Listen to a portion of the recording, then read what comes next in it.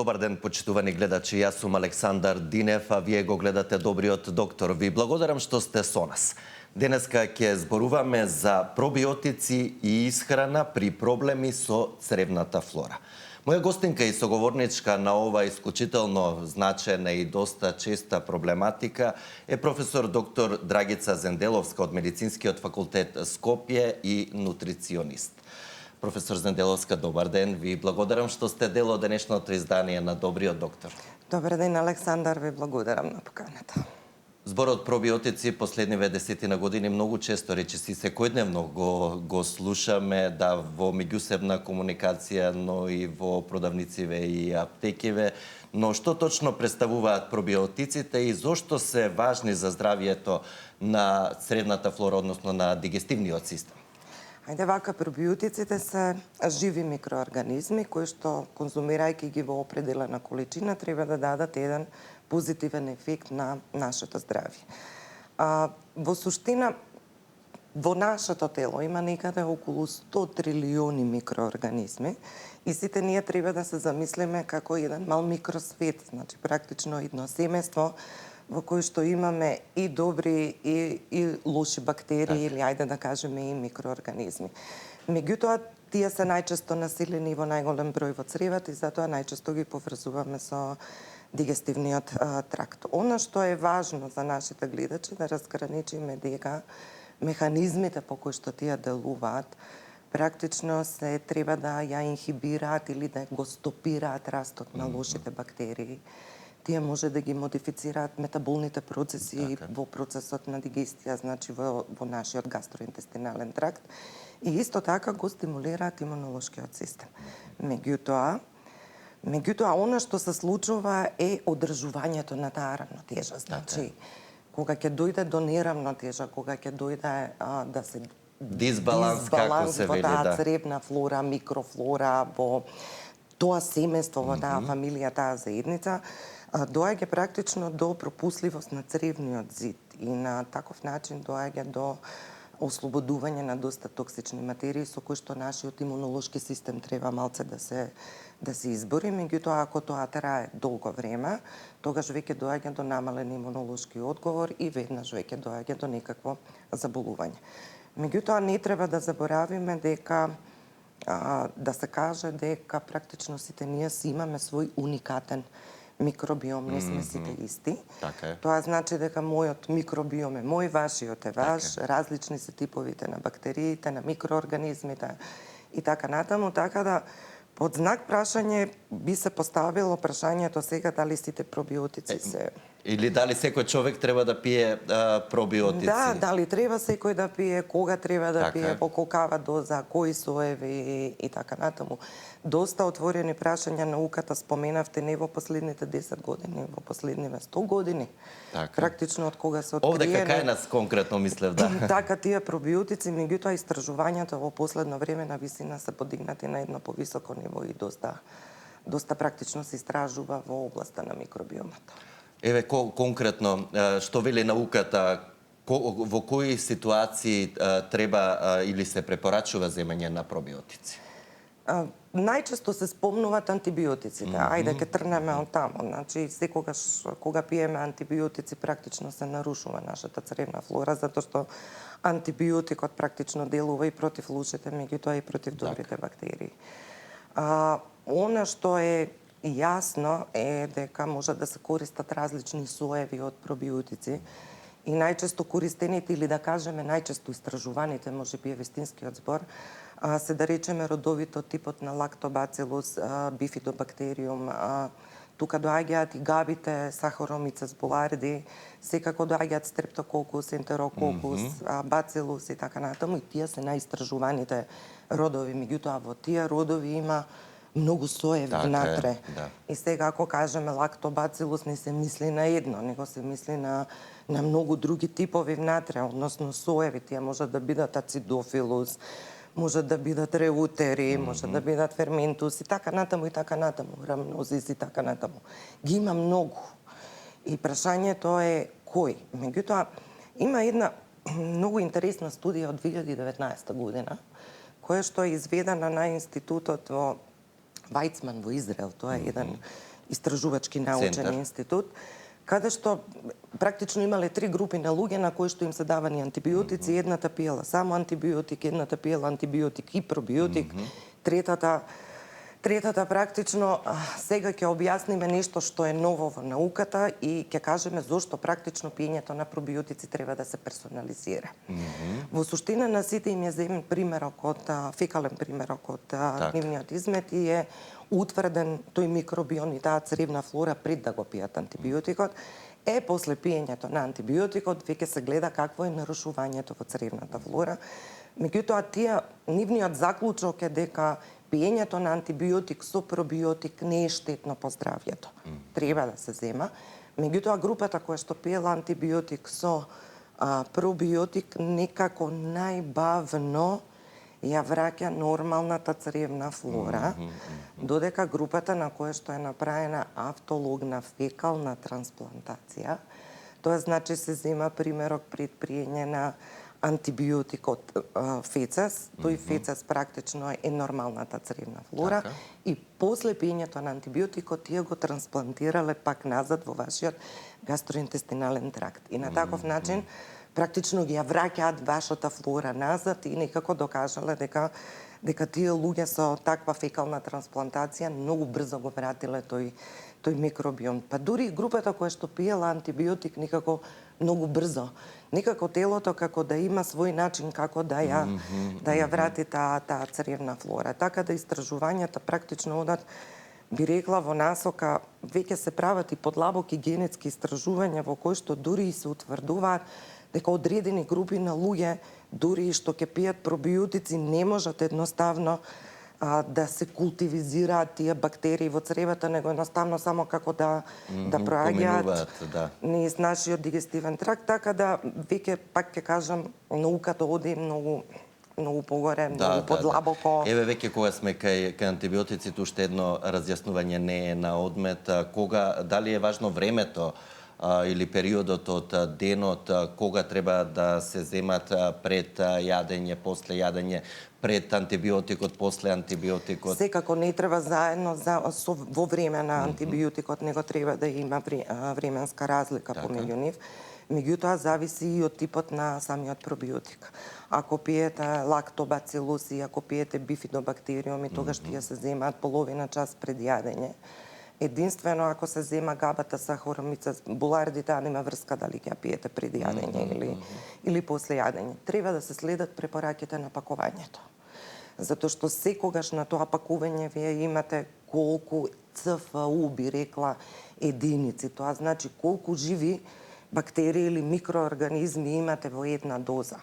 Треба да се прати тоа. Тие се некаде од 1 милион до неколку милиарди и така натаму. Таму го пишува кој е сојот. Понекогаш имате пробиотици со 1 сој, имате пробиотици со многу соеви и така натаму. И сега ние зборувавме, да речеме, за примената на пробиотиците кога сме на антибиотска терапија. Меѓутоа, треба да се спомне... Многу широка е примената, Примената е дури и кај алергии, дури и кај луѓе. Ајде да ги спомнеме најчестите дигестивни проблеми каде што во суштина се препорачуваат употребата на пробиотиците. Значи, тука спаѓаат воспалителните болести на цревото, тука спаѓаат, да речеме, синдромот на нервозно и иритабилно црево, тука спаѓаат интолеранцијата на лактоза, тука спаѓаат посериозните болести како карциномот на дебело црево. Па дури и последните истражувања го поврзуваат, да речеме, слабењето со микробиомот на цревата, депресијата со микробиомот на цревата. Многу истражувања има кои што велат дека ако вие сте на некаков антидепресив како терапија, кој што е пропратен со некаков пробиотик, дека практично исходот од лечењето е многу подобар од колку луѓето кои што се само на антидепресивна терапија, луѓето кои што имаат проблем со целијакија и така натаму. Така, интересно. Ќе офатиме дел од овие состојби доста чести и сериозни во одредени случаи кои ги споменавте, да дадеме предности на прашањата од нашите гледачи. Почитувани во програма сте, повелете. Добар ден. Добар ден. Со желба за убав ден и поздрав до вас и вашата ценета гостинка. Исто поздрав и до вас. На возраст сум од 76 години. Така.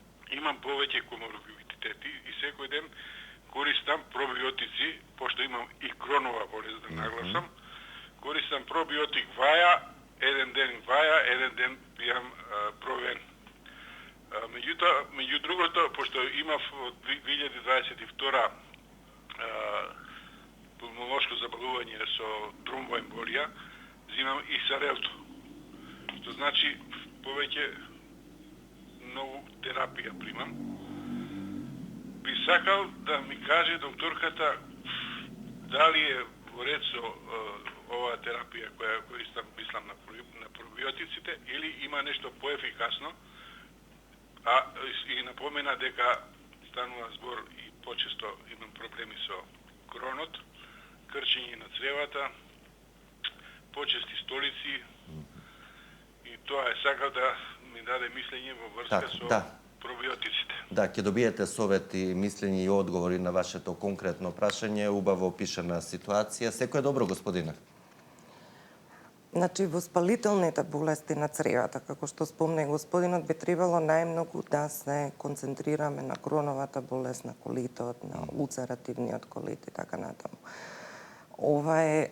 Ова се сериозни заболувања, меѓутоа, она што е најважно е хигиено-диететскиот режим, овој тип на заболување. Не е само пиењето на пробиотици, пробиотиците ќе го решат овој момент. Значи, во ваква ситуација, кога станува збор за вакви воспалителни болести, многу е важно да се намали внесот на растителните влакна. Препораката моја би била некаде да биде во текот на еден ден не повеќе од 0,5 грами на ден, или ако земеме неделно, тоа треба да биде околу некаде 5 грама неделно. Во суштина, кај ваквите типови на заболувања, значи, треба да се избегнуваат сите интегрални житарици. Треба да се избегнува масната храна. Треба да се избегнуваат круциферозните зеленчуци, значи зелка, брокола, карфиол, се што може да го надуе нашиот стомак. Значи, овде можеме да препорачаме исхрана со корнфлекс или овде исхрана со бел леп. Може да се внесат, да речеме, јајца, може да се внесе некаков јогурт или некакви млечни производи, меѓутоа и тука ќе направиме некаква разлика, затоа што и не сите млечни производи, и не сите јогурти подеднако се добри кај сите, затоа што може да речеме во некои јогурти да има пробиотски бактерии, а во некои јогурти да ги нема, и треба да ја направиме исто така таа разлика. Така да кај кроновата болест е многу важно хигиено-диететскиот режим и кај улцеративниот колит. Така да во суштина треба да се внимава овде и на лушпите. Значи, вие овде не смеете да користите овошје во голема количина, особено ако го јадете со кората. Значи, што и да јадете, дали е зеленчук, дали овошје, тоа треба да биде излупено, треба да се внимава со јаткастите плодови, исклучиво и со семките, значи дури да сакате нив да ги конзумирате. Моја препорака е тоа да биде сомилено и некако во некаква прашкаста форма, за да практично како смути со ова што е сега. Во многу помала количина, како што рече господинот, затоа што тука веќе имаме чести диареи, знаат и крвави да бидат столиците и така натаму. Во однос на пробиотиците, кај ваквите типови на заболување, најчесто се препорачува видот на габата Saccharomyces boulardii и секако се препорачуваат лактобацилусите. Го спомена вајата. Вајата има само еден вид на сој Lactobacillus rhamnosus, LGG, така го пишуваат. Меѓутоа, прашањето е дали понекогаш треба да обезбедиме поголем диверзитет во нашите црева. Значи, луѓе кои што имаат проблем со имунолошкиот систем, кои што имаат намален имунолошки одговор или кога пијат терапија која што го намалува имунолошкиот систем, големо знак прашање е дали треба да внесуваат пробиотици. Еве, спомена и друга состојба на белодробието, и сериозна терапија. Можат сериозно да направат некаква инфекција и тука треба многу да се внимава. Исто така треба да се внимава на интеракциите на пробиотиците со другите лекови. Господинот го спомна ксарелтото, меѓутоа една од познатите интеракции исто така е и лековите кои што се користат за разредување на крвта. Така да во суштина секогаш треба да се прави консултација со лекар, со стручно лице, за да се види прво кои соеви на бактерии, колку често треба да се менуваат, може би треба да се применат пробиотици кои што ви нудат поголем спектар, поголем број на Комбинацијата е клучна за посекуваниот ефект. Тоа е најголемиот проблем на научната фела кој што го истражува ова. Не е прашањето само колку. Прашањето е време трајањето на пиењето. Дали и кои соеви треба да бидат вклучени, кој коктел од пробиотици треба да ги земете вие. Што е тоа? Заради тоа што вашиот микробиом е еден, а на друг е друг. Па прашањето е дали ова ќе влијае на вас, па нема да влијае на друг. Од мое лично искуство, многу малку се обрнува дури во здравствениот систем, токму на ова е многу клучно. Затоа е многу да речеме интересно во последно време луѓето да прават анализа на својот микробиом. И вие кога ќе направите анализа на микробиомот, вие ја знаете целата слика, па знаете, можете да добиете препорака во однос на тоа каков пробиотик вие можете да внесувате и да речеме кои соеви, затоа што понекогаш кога тоа долготрајно се пие одреден вид на сој, вие овергроут ќе направите, значи ќе колонизирате само еден тип, а таму внатре имаме, нели како што кажавме, многу милиони, трилиони, билиони, милиарди и така натаму. Така да во суштина сепак треба тоа секогаш да се направи во консултација со. И се индивидуално убаво рековте, секој човек и секој организам внатрешен и имате симптоми кои што треба да ги следите. Ако вие пиете пробиотик во суштина и гледате дека тие симптоми не се подсмируваат, нормално треба и храната да се смени, не може само да бидеме покриени со пробиотикот. Така да во суштина треба да се, ако не работи, значи евентуално треба да го смениме пробиотикот. Да слушнеме уште неколку гледачи со нивните прашања. Почитувани, во програма сте, повелете. Добар ден. Ало, добар ден. Во програма сте, ве слушаме. Поздрав до докторката и до водителот. Поздрав и до вас. Повелете со прашањето. Сакам да прашам докторката. Имам подуеност на стомахот. Дали нешто треба, некој пробиотик да пијам или нешто друго е? Да, ова е општо прашање, да, треба повеќе малку информации да кажете кога ви се случува, како, после да исхрана, знаеме зошто. Направевме една многу добра емисија пред долго време за надоеноста. Прилично многу зборувавме, меѓутоа овде треба да напоменеме дека подуеноста понекогаш може да се јави дури и од прекомерна употреба на пробиотици. Значи, имате различни соеви кои што даваат, односно функционираат преку различни механизми.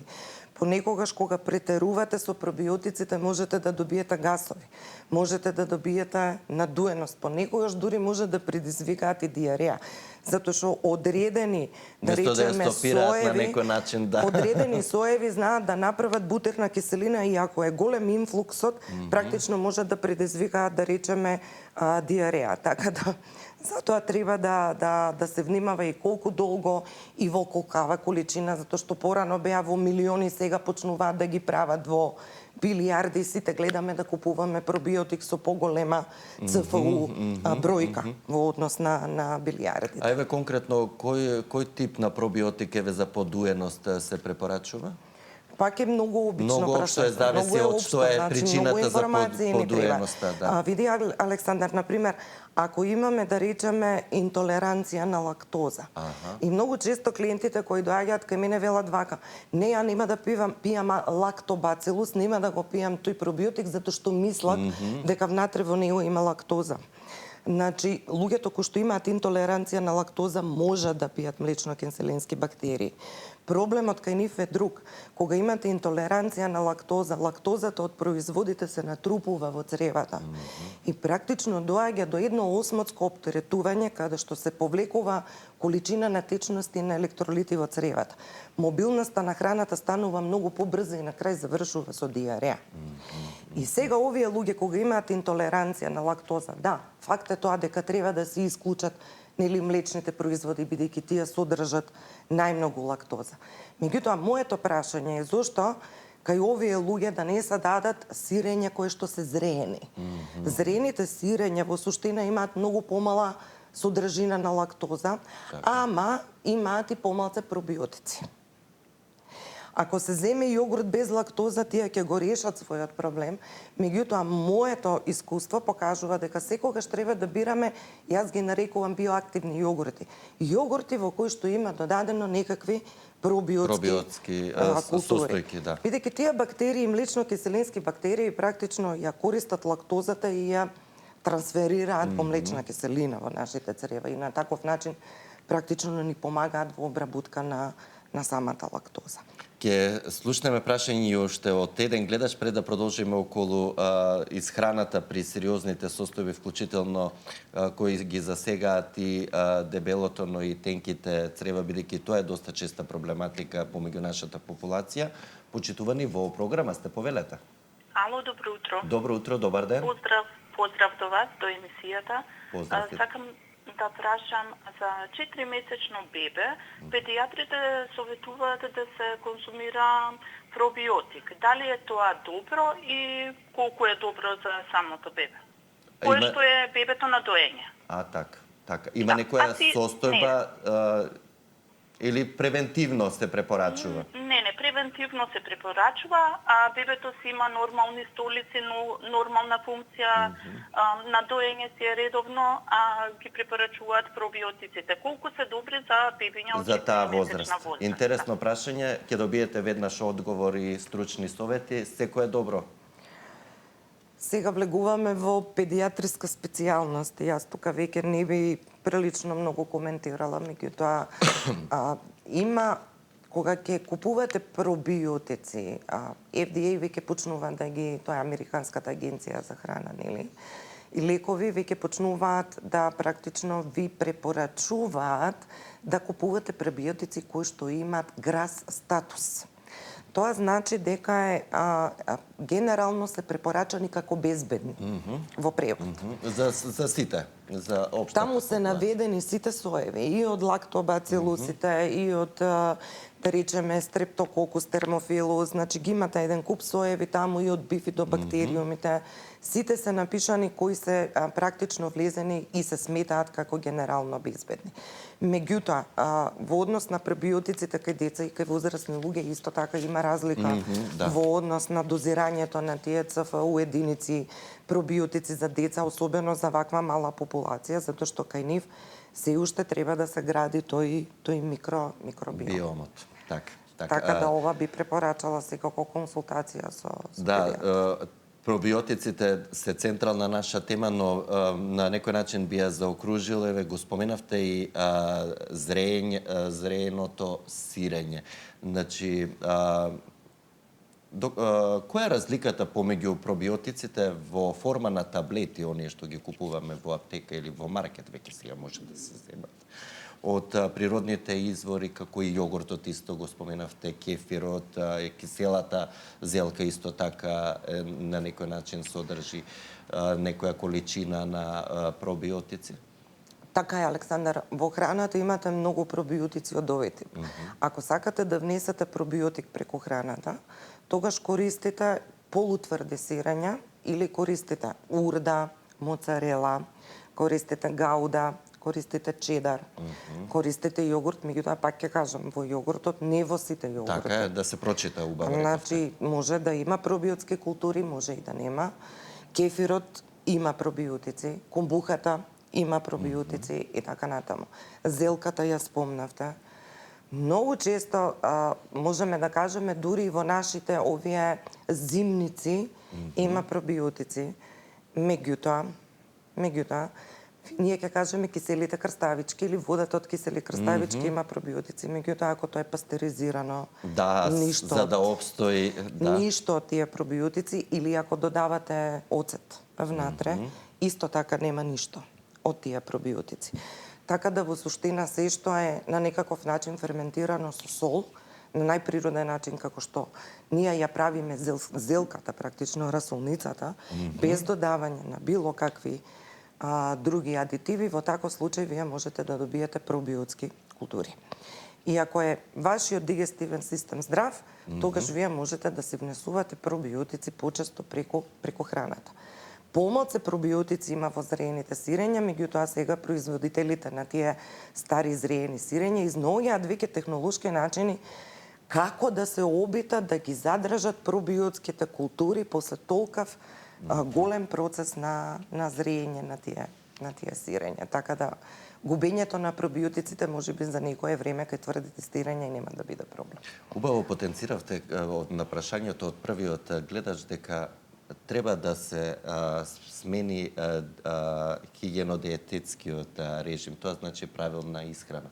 Колку е важна правилната исхрана во комбинација со конкретни пробиотици во консултација со стручно лице кое разбира дека тие ќе препорача дека тие имаат може да бидат од корист за да имаме здрав дигестивен систем, односно нормална цревна флора, нормално функционирање на цревето. Затоа велиме индивидуално. Тоа зависи од животниот стил, како вие всушност влијаете на вашата флора. Стрес, кафе, алкохол, храна со трансмасти, конзервирани храни, преработени храни. Значи тоа се непријатели на цревната флора. Апсолутно вие на таков начин доведувате да го менувате вашиот микробиом и ја уништувате вашата цревна флора.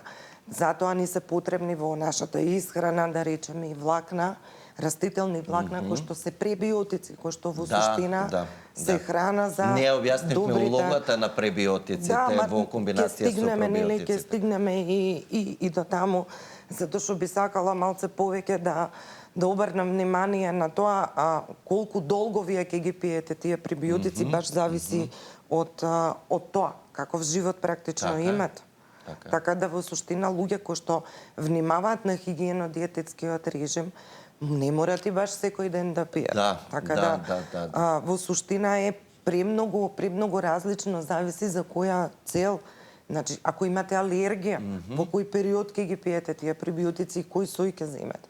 Значи, многу прашања и многу одговори. А све е напишано темата е во прилично многу широка, апсолутно многу големо поле за истражување и навистина треба многу да се чита за да вие проверите кој тип на пробиотик ќе биде добар за вас. Професорка, ја споменавте, тоа го запамтив, диарејата како контраиндикација од претерување. Дали постојат и други контраиндикации, односно компликации од претерување или прекумерна и секојдневна употреба на пробиотиците, бидејќи колку што се добри, толку може да бидат и лоши, предпоставувам. Тоа кажавме, она надуеноста. Да, надуеноста е резултат на претераност. Да, со тоа што ако е од пробиотикот, тоа би требало за неколку дена да престане. Таа надуеност или тие гасови и така натаму. Меѓутоа можете да предизвикате и прекумерно колонизирање само на еден тип на сој, зависно од тоа каков пробиотик практично пиете. А нели спомнавме кај луѓето кои што имаат имунодефициенција или ајде да речеме луѓето кои што се некои лекови кои што се даваат кај карцином на дебело црево. Исто така мора да се внимава какви типови на пробиотици се даваат. Затоа велам треба да се сведи баш индивидуално, да се персонализира тој пристап. И навистина многу треба да се внимава, особено ако да речеме имаме проблем со иритабилно црево. Така, да. Во таков случај тука треба работите да ги поделиме на нервозното црево, работите треба да ги поделиме на две. Значи, да, факт е дека тука повеќе доаѓа во предвид земањето на габата, има повеќе податоци за да речеме сахаромицес буларди, меѓутоа тука влегуваат и лактобацилусите и така натаму различни соеви. Меѓутоа многу е битно дали вие имате синдром на нервозно црево пропратено со диареја или со обстипација. И овде хигиено-диететскиот режим драстично се менува. Значи, ако овде имате, да речеме, обстипација, тогаш овде има запек народски, тогаш вие имате проблем со внесот на влакна. Значи, треба тој внес на влакна постепено да го зголемувате. Треба да почнете некаде од 2 до 3 грама дневно, се додека не стигнете некаде 25 до 30 грама дневно на растителни влакна. Меѓутоа, овде ќе треба да се исклучува белиот леп, овде треба да се исклучува вишок на протеини, овде треба да се внимава колку млечни производи ќе се внесуваат и така натаму. Значи, сосема обратно треба да се смени храната. И тука треба да се внесе колку што е можно повеќе зеленчук, колку што е можно повеќе влакна во исхраната, треба да се внесат интегралните житарици, овде доаѓа и овесот во прашање и така натаму, значи да може практично да се зголеми внесот на растителните Месата во форма влакна. на варени, никако пржени масноти или не се препорачува? Во суштина, кај секаде каде што имаме воспалителен процес на особено цревата, да речеме овде кај кронот или кај улцеративниот колит, луто, кисело, пржено, воопшто не се препорачува. Месото не се забранува, меѓутоа се внесуваат попусни меса, се внесува пилешко месо, се внесува мисиркино месо, се внесува риба, меѓутоа не подготвена со пржење. Колку често се среќавате во вашата пракса, последниот период, со лица кои имаат токму вакви состојби кои ги споменавте? За жал многу. За жал многу и тоа многу често се среќавам со синдром на нервозно црево кој што е пропратен со диареја. Има и со обстипации, меѓутоа со диареја е многу почесто и тука препораките. И таа диареја трае со денови, со недели, да. И може да биде, например, една епизода, може да бидат неколку во текот на денот и така натаму. Кои се натаму. препораките за најчесто што ги споделувате со вашите клиенти или пациенти? Во ваков случај е сосема обратно кога е обстипација. Пак се намалуваат растителните влакна. Нема овде толку растителни влакна, меѓутоа овде кај овие луѓе многу е важно да се намали лактозата. Многу е важно да се намали глутенот. Многу е важно да се намали фруктозата. Многу е важно да се внесат исто така без лушпи, не толку многу растителни влакна, па одите на варијанта да се внесе малца крставица, да се внесе компир, да се внесе морков, да се внесе цвекло, да се внесе ориз и така натаму. Кај ваквите луѓе многу често се препорачува, ние ја нарекуваме food map diet. Значи тоа е, ајде да речеме една препорака каде што ферментирани олигосахариди, дисахариди, моносахариди и полиоли се многу тешки за варење. Така. И гледаме да бираме храна која што е low food map. Тоа значи дека ги нема овие претходно споменатите, бидејќи се тешки за варење.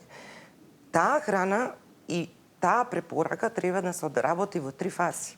Првата фаза е елиминацијска, која што треба да трае неколку недели, па после доаѓа фазата на повторно внесување, па на крај... Да се изчистиме прво, да. Така е, па на крај доаѓаме во некоја фаза на одржување, која што можеби ќе трае и уште 8 дополнителни недели.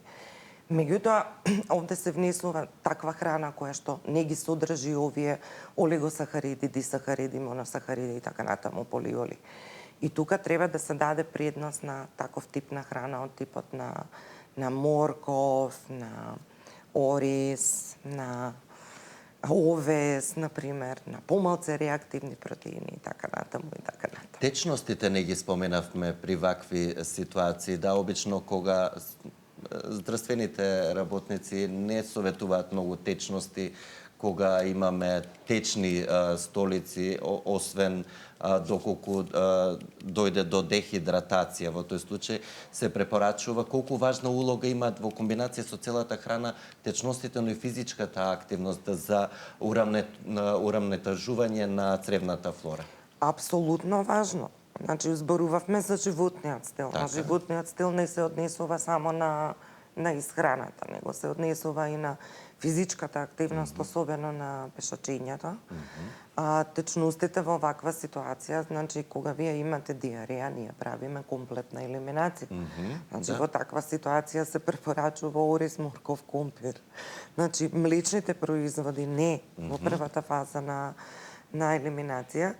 Меѓутоа исто така и течностите. Затоа препорачуваат да речеме електролити, ако дехидрирате, тоа да се пијат како полека и така натаму, и секако пробиотик кога имате диареја, но пак ќе кажам одреден тип на пробиотик. Наука веќе оди во насока да, тоа е сега моментално, пак ќе кажам, најголемиот проблем, како да се дојде до една комбинација каде од вас ќе ви се обезбеди еден поголем биодиверзитет. Значи, практично да се земат... Како мултивитамините, што се така да се направи? Ете така, тоа е најлесно да се каже, затоа што да речеме кај ваквите воспалителни процеси кај луѓето кои што имаат проблем со дигестивниот систем, не е само внесувањето на одредени пробиотици и храна. Можеби треба да се внесат и дигестивни ензими, се сеќавате на претходната емисија, за колку време подредноста, зборувавме за тие дигестивни ензими. Исто така, знаеш како Александар не ги спомнавме и луѓето со целијакија.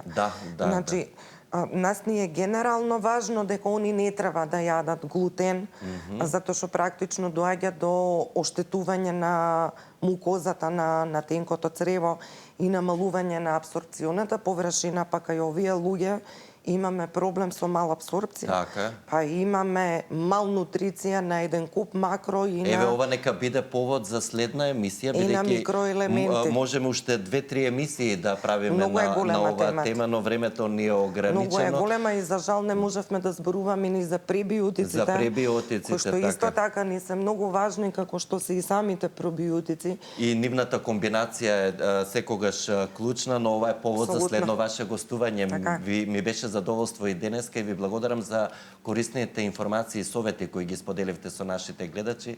Како што реков, со задоволство ве очекувам да бидете повторно дел од Добриот доктор. Ви благодарам на поканата. Почитувани, а вам ви благодарам за вниманието со кое не следевте. Ве поканувам да бидете повторно со нас и утре, а со вас ќе биде мојата колешка Сања Димитровска. Во меѓувреме останете со програмата на Сител. Имајте убав ден и грижете се за вашето здравје. Пријатно!